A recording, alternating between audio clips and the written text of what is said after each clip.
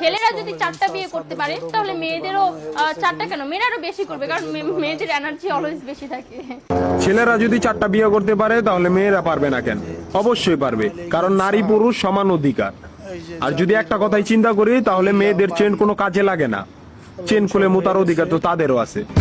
মালে আসেন, একটা চাবি দিয়া যদি 4টা তালা খোলা যায় ওটাকে বলা হয় মাস্টার কি, আর একটা তালা যদি 4টা চাবিতেই খুলে সেটাকে বলা হয় খাঙ্কি। ধরেন আপনি 4টা ইঁদুর পালেন, আপনার কাছে গর্ত আছে একটা, বাইরে অনেক বৃষ্টি, বুঝেনি তো ওয়েদার ডিমান্ড, এখন 4টা ইঁদুরের একসাথে গর্তে ঢুকতে হবে, তখন আপনি কি করবেন? ধরলাম উপরে নিচে মিলাই আরো 2টা আছে, হ্যাঁ, তাহলে 4 নাম্বার ইঁদুরটা কই যাবো? কানের ফুটা দা না নাকের ফুটা দিয়া?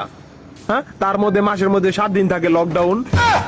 আমি মানি, আমি না শুধু সবাই মানে, মেয়েদের অনেক পাওয়ার, মেয়েদের অনেক এনার্জি। তাহলে দেশের মধ্যে ঘন ঘন লোডশেডিং হয় কেন? আমার মাথায়